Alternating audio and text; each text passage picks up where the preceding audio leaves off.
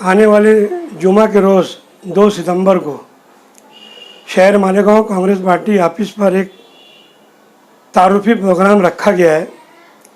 इस प्रोग्राम में कांग्रेस पार्टी के जिन लोगों को पद दिया गया है उन सभी लोगों को नियुक्ति पत्र दिया जाएगा।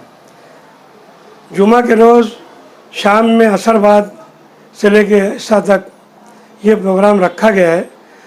नायब सदर, सेक्रेटरी, प्रवक्ता, जॉइंट सेक्रेटरी, सदस्य, ऐसे जितने लोग हैं, ऐसे कुल मिला करके 40 लोगों की ये जम्मू जेट एक कार्यकारिणी है।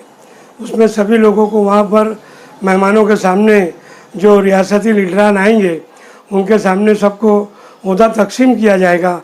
ओहदा तकसीम करने के बाद में एक पत्रकार परिषद प्रेस कॉन्फ्रेंस वहाँ बुलाई गई है।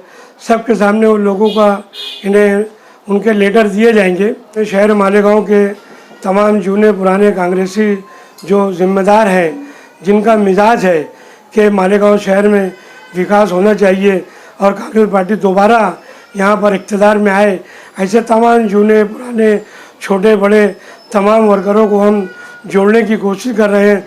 लोगों के घरों तक जा रहे हैं और उनको दावतनामा पेश करके कांग्रेस पार्टी ऑफिस तक उनको लाने की पूरी हम कोशिश कर रहे हैं।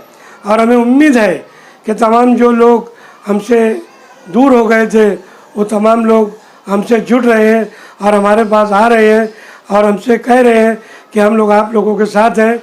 इस तरीके से दोबारा फिर मैं सभी लोगों से गुजारिश करता हूं कि जुमा के रोज़ असर बाद से ऐसा तक कांग्रेस पार्टी ऑफिस के ऊपर एक प्रोग्राम रखा गया है, तारुफी प्रोग्राम। वहाँ पर तमाम कांग्रेस पार्टी के अहदेदारान को ओहदा तकसीम किया जाएगा और प्रेस कॉन्फ्रेंस में उन सब लोगों का तारुफ किया जाएगा।